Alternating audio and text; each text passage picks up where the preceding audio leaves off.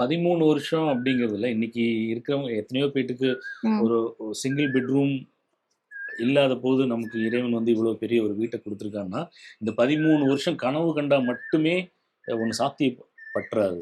அதுக்கு பின்னால் இருக்கக்கூடிய முயற்சின்னு ஒன்று இருக்கு. அதை வந்து நிறைய பேர் அதை யோசிக்கணும்னு நான் நினைக்கிறேன். அதுக்கு பின்னால் இருக்கிற அந்த கஷ்டம்னு ஒன்று இருக்கு இல்லையா? கஷ்டம்னா மரத்தை வெட்டி கல்லை உடைச்சுங்கிறது இல்லை. ம், அதை ம். தாண்டின பொருளாதார சூழல்னு ஒன்று இருக்குல்ல. சென்னை மாதிரியான மாநகரத்துல இவ்வளவு பெரிய பொருளாதாரத்தை உருவாக்குறது சாதாரண விஷயம் கிடையாது கண்டிப்பா. இல்லையா?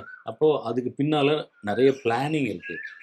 நம்ம எவ்வளவு தூரம் நாம பணத்தினுடைய மதிப்பு அறிஞ்சு நாம எது எதுக்கு செலவு பண்ணணும், எது எதுக்கு செலவு அதுல தெளிவா பண்ணக்கூடாது இருப்போம் எப்பவுமே. அப்படிங்கிறதுல தெளிவா இருந்தோம். அனாவசிய செலவுகளை தவிர்த்தோம். ம். ஒரு சிறுதுளி பெருவெள்ளம்ங்கிற மாதிரி எங்க 2 பேருக்குள்ளேயே சேமிப்பு அப்படிங்கிற ஒரு எண்ணம் உண்டு. ஃபர்ஸ்ட் வீடெல்லாம் கட்டிட்டு அன்னைக்கு நைட்டு தூங்குனீங்க இல்லையா? அந்த அனுபவம் அந்த ஒரு மனசுல என்ன இருந்தது அப்போ? வாழ்க்கையில அதை வந்து வார்த்தைகள்னால சொல்ல முடியும். விவரிக்கவே முடியாது. அது உணர்ந்தாதான் அது முடியும்.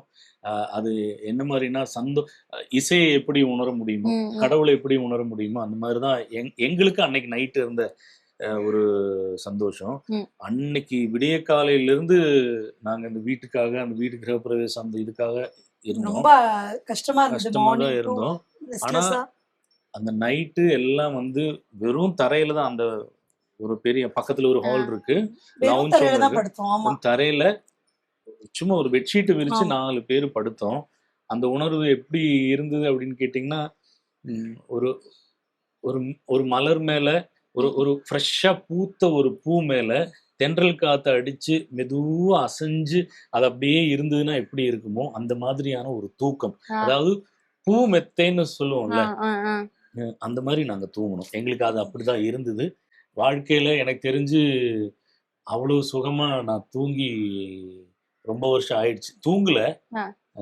ஆனா அன்னைக்கு அது தூங்கணும். நாங்க 4 பேருமே. அது படுத்த உடனே அப்படியே தூக்கம் வந்து எப்படி தூங்கணும்னே தெரியல. வந்தோம் 4 பேர் படுத்தோம். 4 பேர் நிறைய பெட்ரூம்குள்ள வந்தோம்னா பேசுவோம். பேசினோம். ஒரு அழுகை இருந்தது, ஒரு சிரிப்பு இருந்தது. அது அப்படியே தூங்கணும். அது அது வார்த்தைகளால வர்ணிக்க முடியல. அவ்வளோ ஒரு அது எமோஷனலா இருந்தது. தூங்கணும். காலையில் எந்திரிக்கும் போது அவ்வளோ ஒரு ஒரு புத்துணர்ச்சியா அப்படி எந்திரிச்சு நின்னோம். அது வாழ்க்கையில மறக்கவே முடியாது.